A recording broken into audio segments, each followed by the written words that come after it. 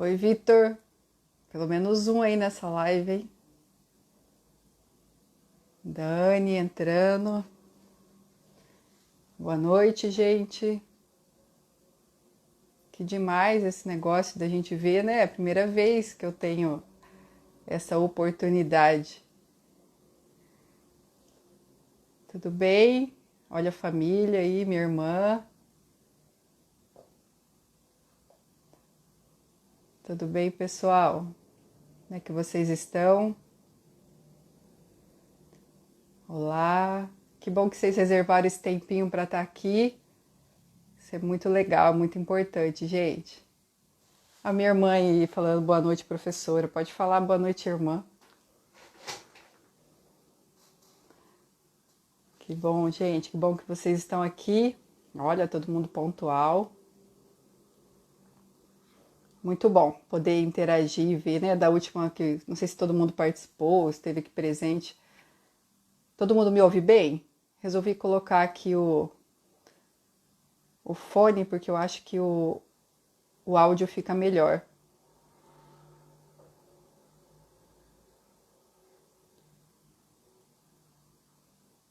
Parece que tem um lugar. Deixa eu ver aqui, gente. Não. Parece que tem um lugar que daria para colocar o nome da live. Ah, eu vou parar de mexer. Depois eu vejo. Tá bem? Bom, isso aí, Isis. Obrigada. A Isis disse que o áudio está ótimo. Vamos lá, pessoal. Vamos começar porque temos aí um tempo pela frente. Vou me apresentar porque pode ser que nem todo mundo me conhece. Eu sou Patrícia de Souza Bonfim é meu nome. Sou professora na Universidade Estadual de Maringá, sou farmacêutica de formação, fiz mestrado, doutorado e pós-doutorado na UEM e faço parte do grupo de pesquisa da micologia médica. Tenho a minha linha de pesquisa, eles orientados nessa linha, né, nesse grupo, mas dou aula tanto de micologia quanto de bioquímica clínica atualmente. Então faz, na verdade, 6 anos já que eu trabalho na UEM, já trabalhei antes em outras instituições, como a Uningá. Além disso, já trabalhei também em hospital, em laboratório clínico. E aí toda essa bagagem junto me dá uma certa experiência para conversar com vocês sobre exames laboratoriais, que é o que nós vamos iniciar hoje. Né? Bom, e qual é a minha bagagem que levou à Covid-19? Quando iniciou, principalmente aqui em Maringá, os casos de Covid, um grupo de professoras já estavam reunidas para contemplar, na verdade, para atender algumas demandas do hospital universitário, principalmente. Quem são essas professoras? Talvez aqui alguns já conhecem, professora Débora Santana, professora Jaqueline e professora Juliana. Elas já estavam organizadas desde o início a contemplar, então, essa demanda que vinha, as perguntas dos profissionais da saúde que não tinham tempo, né, devido às suas atividades lá do hospital, que não tinham tempo de ir para a literatura e ler sobre essa nova doença, né? Porque por mais que aqui eu vou conversar hoje com vocês sobre vários caminhos da fisiopatologia da Covid-19, isso ainda está em construção, né? Não é uma doença que tem há anos, que a gente já tem conhecimento sobre várias manifestações clínicas, vários desfechos, isso tudo está em construção. E eu costumo falar que a Covid parece aquela denominação do livro A Arte da Guerra, né? A gente só consegue ganhar a guerra se a gente nos conhece e conhece o nosso inimigo. Então, assim, baseado o que a ciência faz hoje, então? Pega o conhecimento que ela tem da fisiologia humana e tenta encaixar minimamente no que se tem sobre o conhecimento clínico da Covid-19, mas também das doenças causadas pelos outros coronavírus. A junção, então, do conhecimento da fisiologia humana, mais o conhecimento da Covid-19 que está sendo construído ou das doenças semelhantes a ela, faz com que a gente tenha uma hipótese dos possíveis aí, da possível fisiopatologia da Covid-19. Bom, então vou voltar. O grupo de estudo dessas professoras, elas estavam reunidas a fim de atender essa demanda do hospital universitário. Quando começou o recolhimento, então o processo de quarentena, eu fui me encaixando nesse grupo a fim de ajudá-los, né, propriamente dito, e também, claro, de conhecer um pouco sobre essa doença que é, né, na verdade, tão misteriosa. Nos reunimos, então, nós 4 e começamos a atender a demanda do hospital, portanto. As perguntas, e eram diferentes perguntas. Em menos de uma semana, nós já vimos que nós sozinhos não íamos dar conta dessa situação. Eram muitas perguntas, eram muitas coisas, a literatura está colocando muita informação, então tem muito artigo científico saindo a todo momento. Em março parecia uma coisa assim muito pior do que já é hoje. Para quem é da área, então vários artigos estavam à disposição na literatura sem revisão, enfim. Então, nossa visão crítica de pesquisadoras nos dava um suporte, né, uma propriedade para ler esses artigos, interpretá-los e colocar uma resposta pronta para aqueles que estão lá na comissão de frente, médicos, farmacêuticos e demais. Bom, esse grupo cresceu. Hoje esse grupo tem pessoas da economia, da administração, da geografia, da estatística. O nosso grupo de pesquisa que estuda fungo passou a auxiliar na demanda da Covid-19 e assim foi. Não existe só o nosso, as outras professoras também têm outras áreas de pesquisa e desviaram essas áreas de pesquisa, os alunos, na verdade, para a busca dos assuntos sobre Covid-19, enfim. Tudo isso junto e a coordenação, né, a coordenação conjunta com essas professoras, me fez ter propriedades para falar sobre Covid-19. Os textos passam por mim, né, eu fico encarregada, além de postagem, verificação e outras coisas mais. Isso tudo, além da minha leitura de curiosidade e meu engajamento sobre esse grupo, me faz ter a propriedade de vir aqui falar com vocês sobre Covid-19. Então, tudo isso junto reuniu o meu conhecimento, que ninguém do nosso grupo guarda para si, e muito menos eu estou aqui para passar para vocês o que eu sei e o que eu estudo, enfim, certo? Então, eu queria fazer esse contexto para saber por que eu estou aqui falando de Covid-19. Nós fizemos uma live recentemente sobre a fisiopatologia completa. Nem todo mundo conseguiu assistir, e eu não consegui deixar gravado porque eu usei um outro instrumento e ele não deixa gravado. Esse é o primeiro motivo que me motivou a novas lives. O outro motivo é que nós começamos agora, né, quem está comigo aí na rede social, nós começamos a falar de exames laboratoriais. Então, eu resolvi, né, estudar a Covid e tentar encaixar os exames laboratoriais dentro das fases hipoteticamente propostas na literatura, porque fica mais fácil, é uma crescente. Hoje a gente vai começar a doença, afinal de contas é sexta-feira, né? Não compensa assim a gente investir tanto, ou melhor dizendo, nos aprofundar tanto nessa doença tão complexa.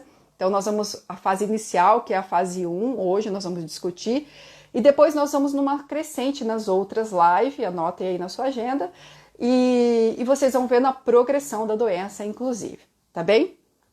Bom, então hoje nós vamos falar sobre Covid-19, sobre essa doença que está aí, né, em um contexto de pandemia, e Maringá hoje bateu, né, todo dia quase bate aí seus recordes, estamos com 61 casos notificados hoje, A notificação de casos, gente, ela não precisa nos apavorar tanto quanto a ocupação nos leitos, porque a ocupação nos leitos é uma consequência, gera a consequência de possível mortalidade. Primeiro, porque se ocupou leito, são casos graves. Segundo, que a ocupação dos leitos pode ficar indisponível para outras pessoas doentes. Então, esse aumento no número de casos tem que nos preocupar nesse sentido. Mais pessoas infectadas, maior a problemática de adoecimento grave e mortalidade consequentemente, e por fim, ocupação dos leitos, né, indisponibilidade dos leitos.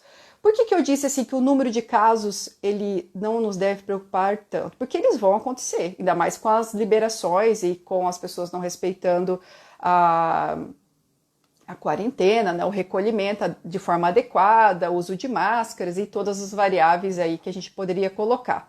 Então vai aumentar porque é uma doença potencialmente transmissível, né? E é por isso que a falta de cuidado vai levar à transmissão, sim. Bom, o vírus que causa a Covid-19, ele é um vírus de uma família chamada beta-coronavírus. O que isso significa? Que por ser uma família, existem outros vírus que também compõem essa família, que você já deve ter ouvido, talvez, que é o MERS e é o SARS. O vírus que causa o coronavírus atual foi denominado de SARS-CoV-2, porque ele tem diferenças entre o seu grupo da mesma família. Porém, não é totalmente diferente. E isso é bom para nós porque os aspectos clínicos das doenças causadas pelos outros coronavírus podem ser pescadas e colocadas aqui hoje na tentativa de entender a fisiopatologia, então, desse vírus. É um vírus, então uma infecção viral.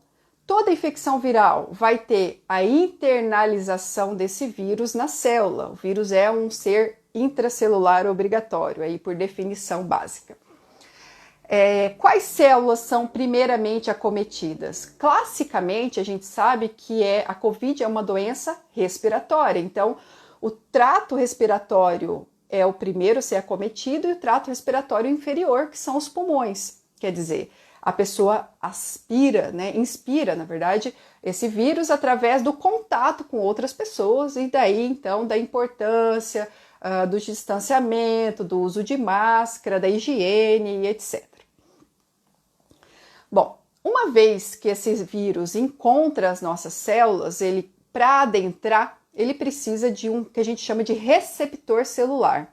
E vocês já ouviram, né, muito provavelmente, muito sobre isso, em que o receptor celular predominante aí para coronavírus é um receptor celular chamado ECA2.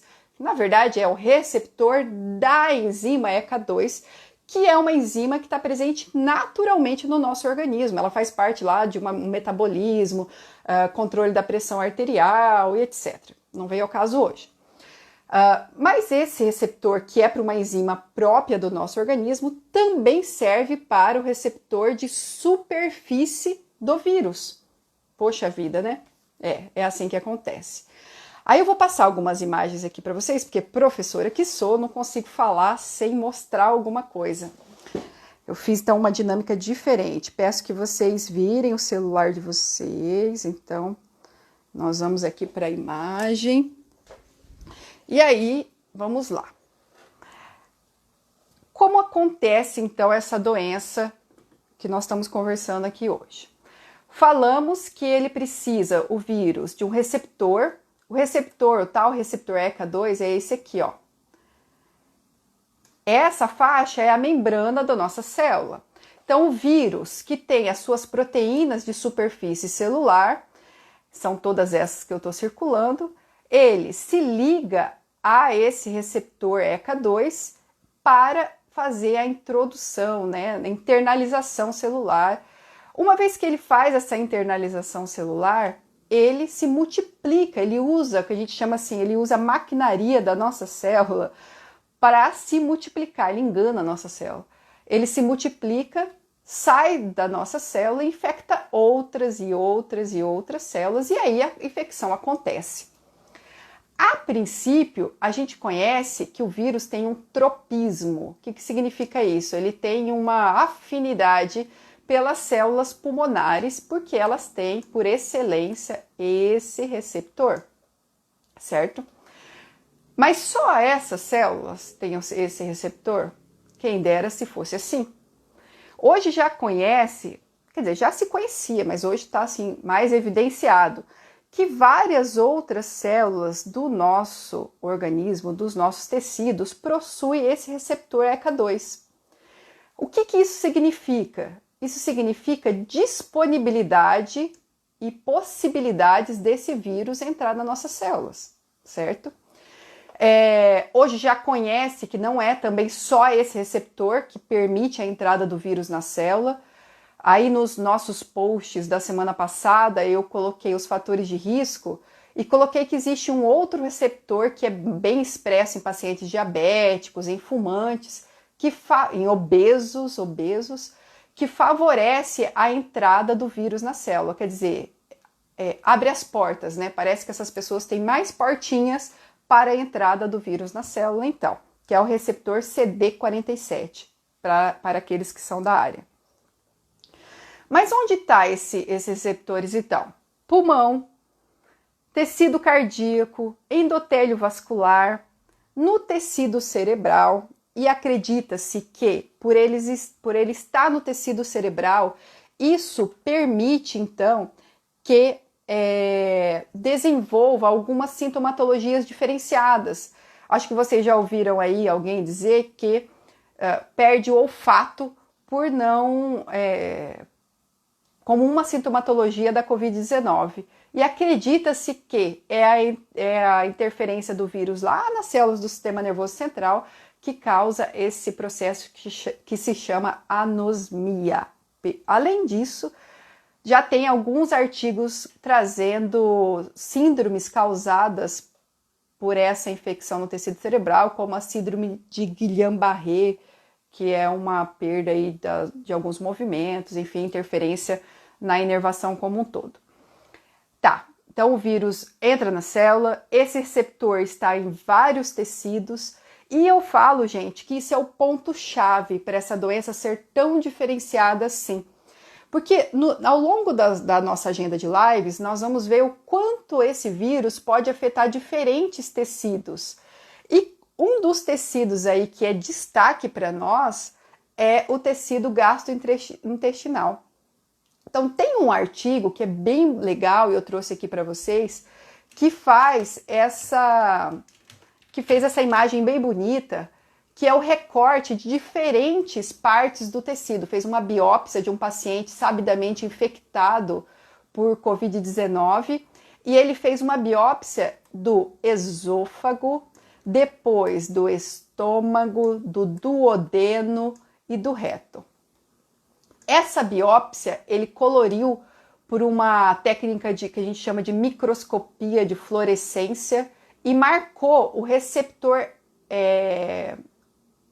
fez uma marcação para o receptor ECA2, quer dizer, ele queria saber, em todas essas partes do trato gastrointestinal é possível encontrar receptor para a entrada do vírus, que é o receptor da enzima ECA2?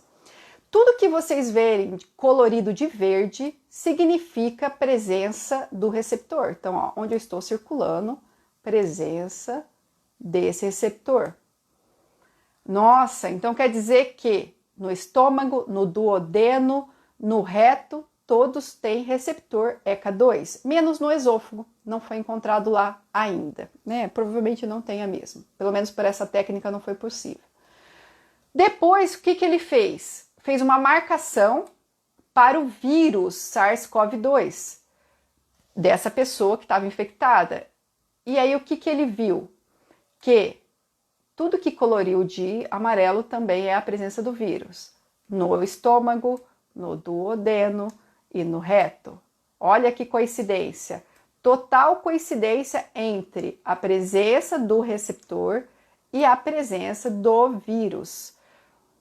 Esse achado, gente, aconteceu lá, não esse artigo, mas o achado do vírus nas fezes aconteceu lá em março, já teve o primeiro artigo gerado, e isso foi um diferencial para essa infecção, porque a detecção do vírus nas fezes passa a ter uma nova oportunidade de transmissão desse vírus. Então, o cuidado com a higiene deveria ser redobrado, cuidado de mãe, né, e criança também, pela possibilidade de transmissão.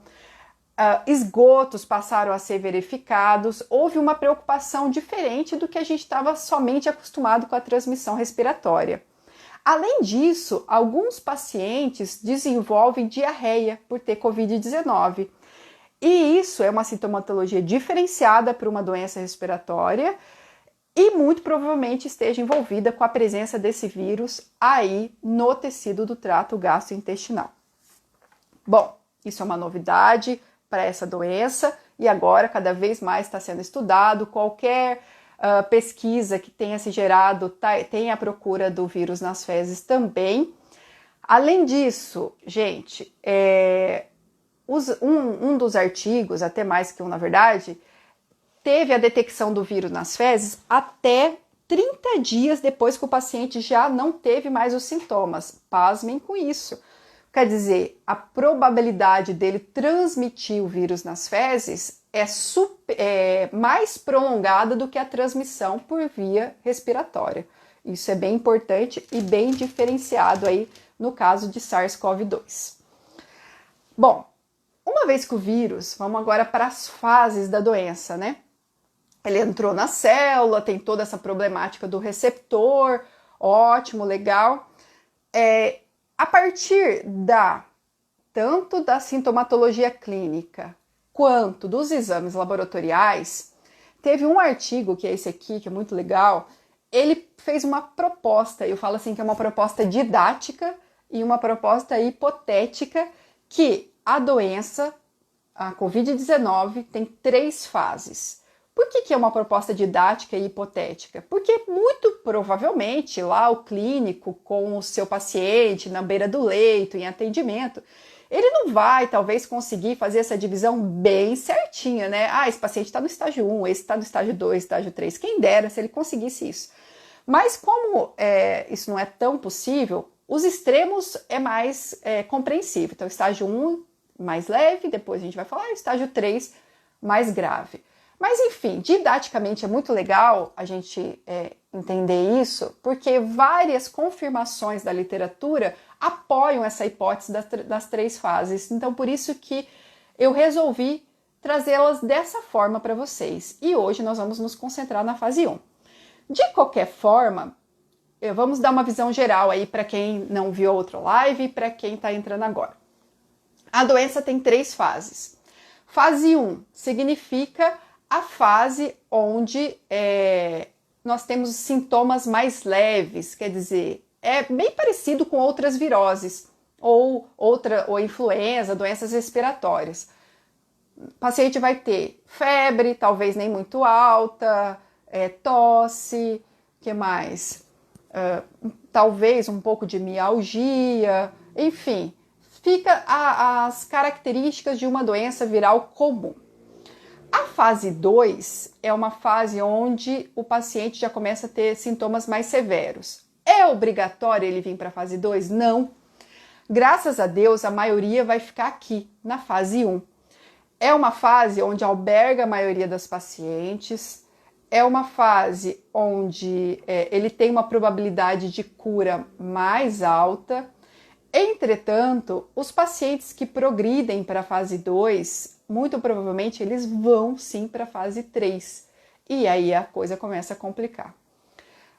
Mesmo sendo a minoria que vai para a fase 2 ou a fase 3, o mais importante a ser destacado aqui é que essas fases têm um grau de mortalidade muito grande. Então isso é muito preocupante, né? Por isso, fique em casa, use máscara. Certo, gente? A fase 2, vamos evoluir. É uma fase onde ele tem já sintomas respiratórios mais intensos, já tem um comprometimento pulmonar mais estabelecido, o paciente pode ter ou não hipóxia, o paciente já tem uma febre mais presente, já tem uma mialgia, pode ter diarreia ou não, tem um mal-estar bem generalizado e concreto. Depois, a fase 3 é a fase realmente já característica obrigatoriamente hospitalar e é uma fase muito grave, né? É muito grave, já não é mais, ó, se vocês observarem, já não é mais uma manifestação viral. A proposta é que essa fase é onde há uma multiplicação viral e uma presença do vírus bem intensa. E essa fase é onde o hospedeiro está tentando reagir contra os malefícios causados pelo vírus, mas aí a resposta dele é tão exagerada que acaba prejudicando.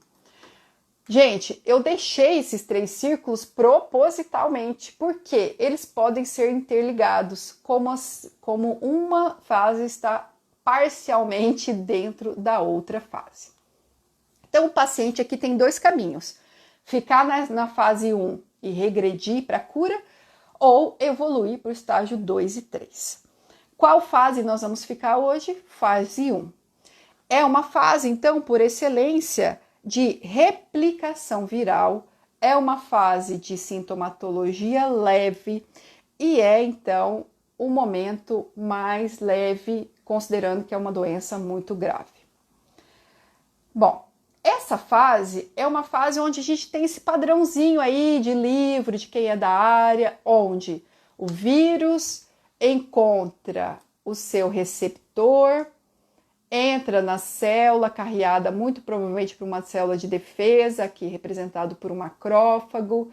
Esse macrófago leva o vírus para dentro da célula.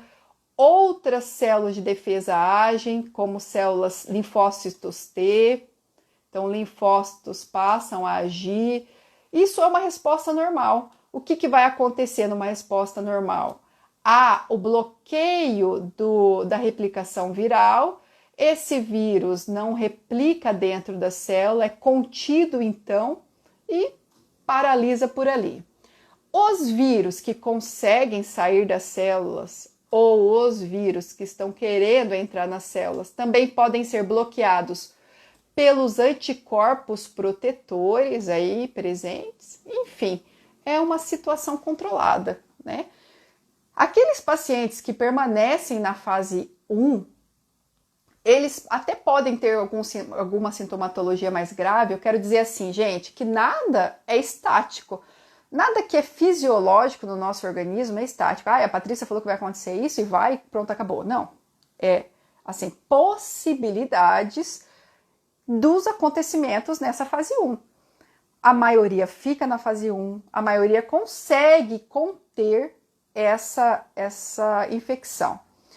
Porém, gente, aqueles que avançam na fase é um prejuízo enorme, eles não conseguem fazer esse controle e nas próximas lives nós vamos ver o porquê isso não acontece e por que a doença é tão grave então, certo? Bom, esse paciente que fica aí nessa fase, quais são os exames? Então aqui nós estabelecemos praticamente o final da fase 1. Supondo que ele vai regredir, que nós ficamos então nesse cenário de pouca sintomatologia e etc. Qual é o padrão, qual é o protocolo de exames sugeridos para pacientes que têm sintomatologia de Covid-19? É um padrão que depende da fase. Eu coloquei aqui um quadro para vocês entenderem aí que vai desde o hemograma, provas de coagulação, marcadores inflamatórios, lesão celular, marcadores de lesão celular tecidual, hepatograma e marcadores de função renal.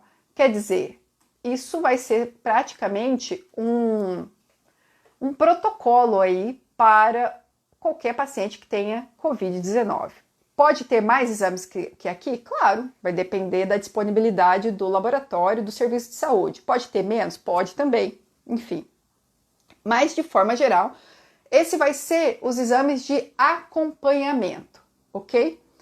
Bom, dentro desse cenário, eu queria explicar para vocês que pouco existe na literatura sobre aqueles pacientes que estão na fase 1, quais são os exames mais afetados, que estão na fase 2 e os que estão na fase 3. Após muita leitura, não só minha, mas do grupo de evidências que eu faço parte, e aí eu queria citar a professora Isis, a Glaucia, enfim, que participaram dessa procura de exames laboratoriais mais propriamente dito, a gente enfrentou assim um grande desafio de incorporar os exames laboratoriais dentro das fases. Isso é um desafio bem grande. Porque os artigos científicos, eles ficam muito presos ao que nós temos de solicitação médica e mais, da procura do paciente para o sistema de saúde. Então, às vezes, aqueles que têm uma sintomatologia mais leve não vão procurar o sistema de saúde, consequentemente, a gente não tem os dados laboratoriais. Mas, enfim, o que se tem na literatura? Muito pouco sobre exames de pacientes assintomáticos, muito pouco. Aqueles que, quer dizer, têm o vírus, mas não desenvolvem a doença. E aqueles que têm os sintomas leves, que eu classifico como a fase 1, devido à nossa leitura e à visualização de quais eram esses sintomas, de todo esse panorama dos exames, o que mais se destaca, gente, é o hemograma. Então, o hemograma, eu falo que é o exame-chave, vai ser para toda a evolução da doença. Vocês vão ver que todos os nossos encontros eu vou falar do hemograma, mas para a fase 1 é o principal. Ah, Patrícia, eu conheço fulano e ele teve sintomas leves mesmo, então é mais ou menos essa fase 1. E ele fez marcadores hepáticos, certo, gente? Eu estou dizendo assim da maioria, né? A maioria, o que é os exames mais afetados nessa fase. É claro que pode ser que ele tenha sintoma leve e tenha distúrbios metabólicos em outras funções. Sim, claro que sim. Mas enfim, quando a gente chegar no nosso terceiro encontro, vocês vão ter uma visão melhor sobre todos esses passos e aí a gente faz um fechamento bem legal, garanto para vocês. Bom, vamos falar então hoje de hemograma para esses pacientes da fase 1. Hemograma, um exame relativamente simples aí para nós da área, né? Porém, riquíssimo em informações, rico. Ele tem tantas informações que a gente poderia fazer algumas lives falando só dele, né? Enfim, dentro da Covid-19, quais são os parâmetros aí que mais se diferencia? Eu falo que o hemograma é o exame mais desafiador. Eu garanto que teve gente que leu aí nosso post dessa semana, de ontem, né? E falou assim, ai, poxa vida, então quer dizer que pode ter leucocitose, que é aumento de leucócitos, leucopenia, linfocitose, linfopenia, aumento de diminuição de hemoglobina ou elas estarem normais? Ai, que confusão. Gente, é assim mesmo. Na Covid-19 é extremamente dinâmico. Mesmo estando na fase 1, pode ser que ele esteja na fase 1 para cura, aí ele vai ter um perfil, o paciente. Pode ser que ele esteja na fase 1 evoluindo para 2, e aí ele pode ter uma piora no estado. Não existe nada na literatura que mostre essa divisão dentro da fase 1. Por isso que fica um pouco variável, certo? Mas o que se destaca dentro do hemograma para os pacientes com fase 1? Primeiro, contagem de linfócitos. Bom, de início, um paciente com a fase 1, ele está como uma infecção viral normal, vamos dizer assim. Uma dengue ou uma influenza, quer dizer, qualquer infecção viral, ou a maioria, melhor dizendo, das infecções virais, causam aí um aumento, era para sair só uma flechinha, um aumento de linfócitos, que são as células aí principais para a defesa de qualquer infecção viral. Então, ele tem uma linfocitose, tá? Porém, os pacientes que evoluem que estão evoluindo para a fase 2, estão na fase 1 ainda, mas já estão com o pezinho na fase 2, vão desenvolver, gente, mecanismos patogênicos que nós vamos ver nos próximos encontros, que tem uma destruição dos linfócitos, e aí então ele pode ter linfopenia, quer dizer, diminuição de linfócitos. Por isso que eu falo, na fase 1 ele tanto pode ter linfocitose, o aumento de linfócitos, quanto linfopenia, entenderam? Linfocitose vai caracterizar um evento normal sobre uma virose, mas se ele tiver já com o pé na fase 2, linfopenia, que nós vamos ver os mecanismos mais adiante. Bom, isso é linfócitos. E quanto aos leucócitos, né? A contagem total, os leucócitos totais. Existe muito dito que o paciente com Covid-19, coloquei em vermelho errado, viu? A princípio, ele tem uma leucocitose, que na verdade está refletindo isso aqui, ó, a linfocitose, né? O que é os leucócitos aí, os profissionais da saúde? Células polimorfonucleares e células mononucleares, então eosinófilos, neutrófilos e assim, neutrófilos, enfim, tá tudo junto. Eosinófilos, monócitos, que são mononucleares, os linfócitos, tá tudo aí, né? Então, se ele tiver leucocitose, muito provavelmente vai estar refletindo essa linfocitose. Mas o mais comum na evolução é ele passar, então, desenvolver uma linfopenia, que é uma diminuição dos leucócitos totais, que pode ser um reflexo desse processo ou não. Ele pode ser um reflexo de uma única diminuição, talvez, mas ele pode ser também o reflexo da diminuição das outras células que compõem o que a gente chama de leucócitos totais, certo? É uma fase, gente, bem indecisa, por isso dessas explicações que eu tô falando aqui para vocês.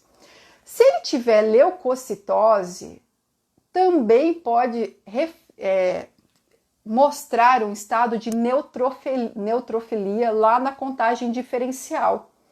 Por isso que o hemograma aqui para a Covid-19 vai ser essencial a realização da contagem diferencial, porque ao longo das fases eu vou dizer várias dicas do que acontece na Covid-19 lá na leitura da lâmina. Vamos ver em algumas fases linfócitos reativos, ausência de eosinófilos, que não acontece hoje, né? Não é na fase 1. Enfim. Se houver na fase 1 a leucocitose, também pode refletir uma neutrofilia. Essa neutrofilia, ela pode ser uma primeira resposta, quanto até pode, talvez, indicar aí uma infecção secundária. Ok, se indicar, isso não é um bom prognóstico, não.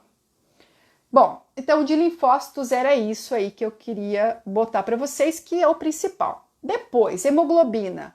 A hemoglobina, gente, tem vários aspectos ligados a ela, tá?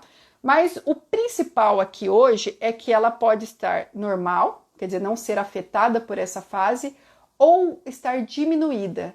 E essa diminuição da hemoglobina, muito provavelmente nessa fase, vai estar relacionado aí à interação do vírus com essa célula ou ao próprio processo inflamatório. Essa questão do vírus interagir com a hemoglobina é bem complexa, eu nem quero entrar com vocês porque não é provado ainda, mas é uma possibilidade.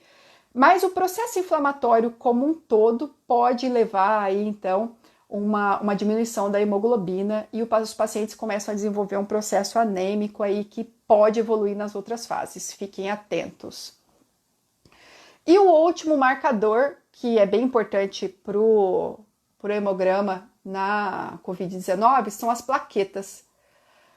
Qualquer infecção viral, gente, vai gerar uma produção ineficiente de plaquetas e talvez o paciente, então, desenvolva na fase 1 plaquetopenia. Não é só a produção ineficiente que nós vamos discutir nas outras fases, Mas nessa fase acredita-se que é uma interferência da infecção viral na produção. Depois a gente vai ver mais complicações que vão levar à plaquetopenia, sim. Bom, eu queria falar um pouquinho para vocês que tudo isso pode estar relacionado a esses dois gráficos aqui que eu vou colocar, apenas para vocês já irem se inteirando. Vejam bem, o primeiro gráfico, o que nós temos aqui? Uma resposta normal de um paciente. O que significa essas linhas? Os tipos de respostas. Então, uma das respostas que nós temos é a nossa resposta inata. O que isso quer dizer? Aquela natural, que nós nascemos com a resposta, que ela tem uma característica celular. Quer dizer, vem lá dos monócitos, ó, que é um leucócito, células NK, para quem é da área, e citocinas, que são os mediadores inflamatórios liberados, inclusive, por essas células aqui. Bom, essa é uma resposta natural. Uma vez que a gente tem a infecção, acompanhe essa linha vermelha aqui, o nosso organismo reage à resposta por essas células aqui, um pico de resposta. Depois essa resposta tem que cair, né? O nosso organismo pode ficar lá ativado o tempo todo. Depois que essa resposta cai, ao mesmo tempo nós temos uma resposta secundária que se chama uma resposta adaptativa, quer dizer, o nosso organismo passa a se adaptar de alguma forma, ainda bem, mas aí já são outras células que vão agir aqui. Quem são? Aqueles linfócitos, lembra que a gente falou do hemograma? Linfócitos T, que são linfócitos por excelência para uma resposta viral. Além deles conseguirem destruir os vírus, eles ainda fazem uma memória para o nosso organismo. E é isso que a gente chama que confere a imunidade. Na normalidade, o que acontece? Agora a linha azul. Há uma resposta adaptativa aguda, né, que foi quase que junto com a resposta inata, né, um pouquinho mais tardia. Ela acontece, produz os anticorpos, produz a memória, que fica aqui, ó. Então, quer dizer, por isso que a gente toma vacina todo ano, lá da influenza. Enfim, a gente, né, diminui a frequência das infecções por causar aí essa resposta permanente. Nós já temos algum indicativo sobre se a infecção por coronavírus causa essa resposta permanente? Não há nada comprovado ainda, gente, nada. Está em estudo, né? É muito recente, a doença começou anteontem, né? Praticamente, então não se sabe ainda se isso aqui acontece. É um dos desafios da produção de vacinas, por isso que a gente comemora, claro, comemora a vacina, sim, mas sempre com o pé atrás, porque é tudo ainda obscuro. Então isso aqui é uma resposta normal. O que nós temos aí para a Covid-19? Essa proposta. Olha como é diferente como são diferentes os dois gráficos. A nossa resposta inata, ela tem um pico? Tem. As células vão aparecer? Vão. Aparecem aqui essas células? Aparecem. Mas o que acontece? Olha só, parece que ao invés dessas células depois irem embora, elas ficam. E isso é bom para nós? Não. Por quê? Principalmente por esse fator aqui, ó, citocinas. Nossos outros encontros, nós vamos falar sobre eles. Isso mantém uma resposta inflamatória permanente? Ok. E depois, a nossa resposta adaptativa, aquela que vai dar memória ao nosso organismo, ela tem um pico bem menor. Ixi, não foi bom, hein? Por quê? Porque são essas células aqui que fazem a resposta viral, que é o principal. Vamos ver se eu consigo escrever aqui. Ó, muito bem, viral.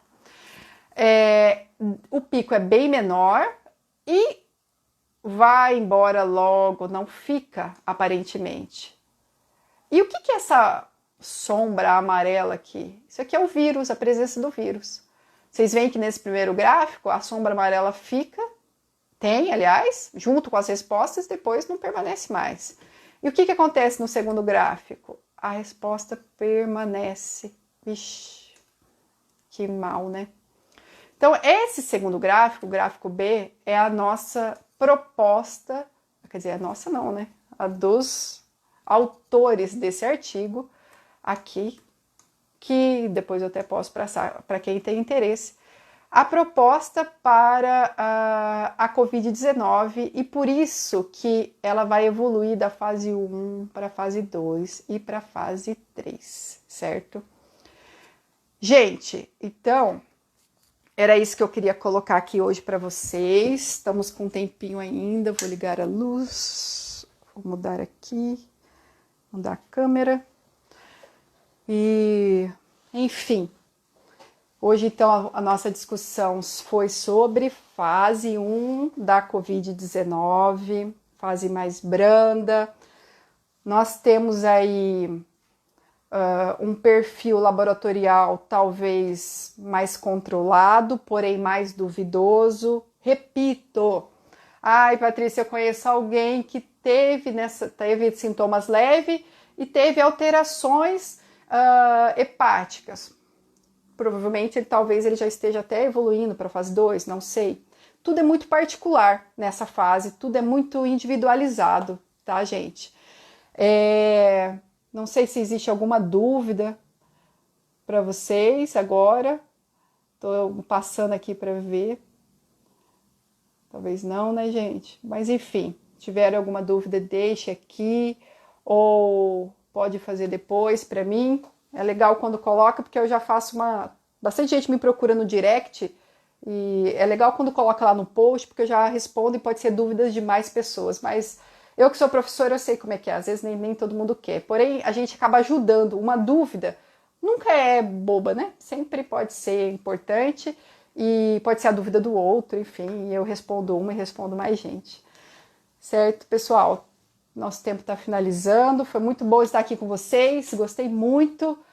Tomara que hoje, assim, não tenha perdido o encanto das figuras e, ao mesmo tempo, tenha sido didática tão quanto. Tem uma pergunta aí do José Carlos, que é meu irmão. É bom quando a família também faz perguntas.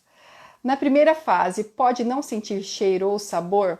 Sim, né? Que é o comprometimento muito provável do tecido cerebral. Esse se chama anosmia, essa falta de sensibilidade nasal, né, olfativa, né, na verdade. Isso está ligado aos receptores presentes no tecido cerebral para a entrada do vírus e o comprometimento desse tecido também. É legal isso porque está relacionado a uma manifestação diferente de uma doença pulmonar, como se conhece aí por excelência. Se o zinco é importante no combate ao vírus na primeira fase. O zinco é importante em todas as fases, né, na verdade. Então, uma boa alimentação, estar com o seu sistema imunológico adequado, o que é importante dizer agora, então, se for para dizer sobre esse assunto, que caberia uma outra live, é que o nosso sistema imunológico, todas aquelas defesas, ela não é construída de hoje para amanhã, né? Então a gente tem que plantar para colher.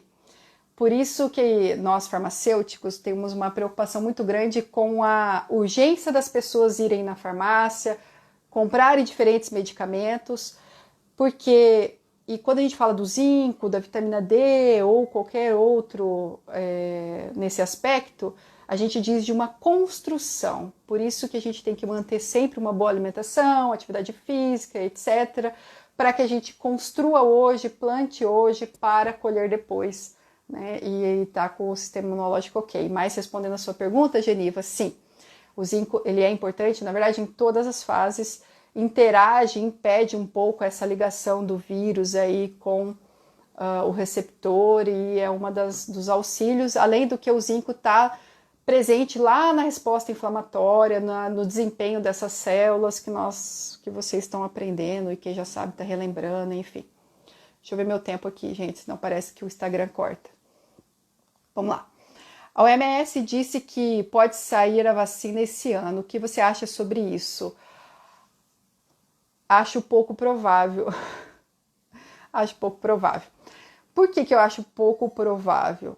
porque eu sei que parece pessimista, né? Sempre quando eu falo, as pessoas me acham pessimista, mas não é, na verdade é realista.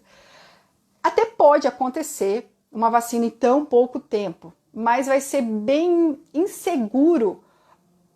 Primeiro, se a resposta é eficiente, porque baseado naquele gráfico que a gente conheceu, não vai se saber ainda quanto tempo, nem se sabe hoje se o paciente que tem a doença desenvolveu imunidade, se ele pode ou não pegar depois. Existem uns buchichos na literatura que sim, enfim, poderia falar aqui um pouco mais isso para vocês, mas não dá tempo. Mas eu não acredito, porque são muitas fases, são muitas certificações, né? Se pela urgência da situação acontecer, que bom, né? Mas não sei. Principalmente no Brasil, não sei nem se chega, etc. Quem faz uso contínuo de corticoide é beneficiado de alguma forma no contexto da Covid-19?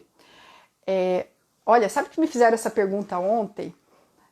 Sobre uma pessoa que estava tomando, o pai, uma pessoa me perguntou assim, meu pai toma metotrexato, que é um imunossupressor para várias doenças reumáticas, autoimunes, enfim. E aí, ele é protegido porque essa doença é bem inflamatória e ele toma anti-inflamatório, então ele é protegido? Ou não? Ele tem um malefício, né? Ele é um fator de risco porque o corticoide, por exemplo, deprime o sistema imune. Gente, eu digo assim, que na verdade pode ser os dois. Veja bem, é mais provável que ele seja prejudicado do que beneficiado. Porque a resposta inflamatória grave da Covid-19 é nas próximas fases que nós vamos conversar.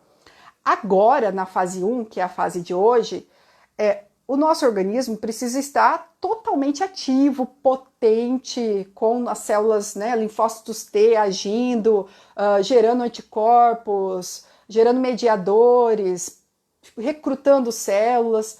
E se ele faz uso de corticoide e tem essa resposta diminuída, talvez ele não consiga conter a fase 1 e evoluir para a fase 2. Por outro lado, talvez se ele evolui para a fase 2, será que para ele vai ser uma resposta inflamatória um pouco mais controlada? Não se sabe ainda certo. Na literatura você vai encontrar dos dois, viu, Fabiana? Vai encontrar que o corticoide pode favorecer, o que eu acho que é mais provável, do que ser um protetor de alguma forma. Entendeu? Tomara que sim. Enfim, gente, é complexo, né? É bem desafiador para mim aqui como professora também vir falar isso para vocês, todos sendo da área ou não sendo da área, porque é tudo muito incerto, né? Se fosse tudo muito quadradinho, tá aí, ninguém estaria morrendo, né? As mortes não seriam tão evidentes como são.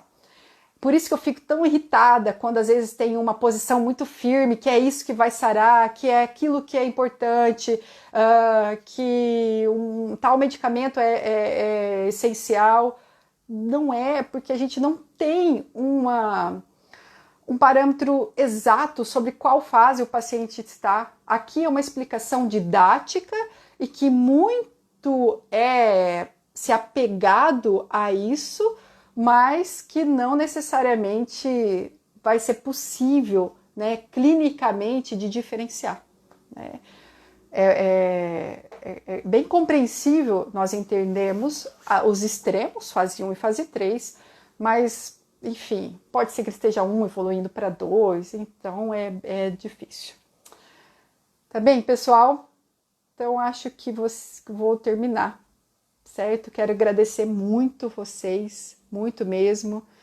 Deixa eu ver se dá para responder aqui a Bianca. Não aguento, né? Quero responder todo mundo.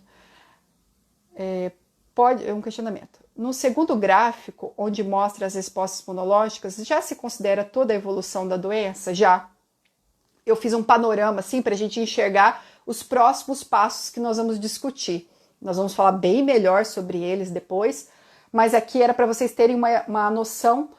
Primeiro, por que os linfócitos são recrutados primeiro? Por que isso reflete lá no hemograma, que foi o exame de destaque que eu trouxe para vocês? mas aquele gráfico ele quer representar o todo, que vai ser lá no nosso terceiro encontro, que nós vamos fazer um fechamento. Tá bem? Muito obrigado pela presença de todos, muito legal estar aqui, quase que uma sala de aula, viu? Tô sentindo falta. Muito bom, gente. Até mais e espero que eu tenha contribuído com vocês. Não esqueçam das outras agendas, tá bem? Vou lembrar, mas anotem aí. Tchau, tchau.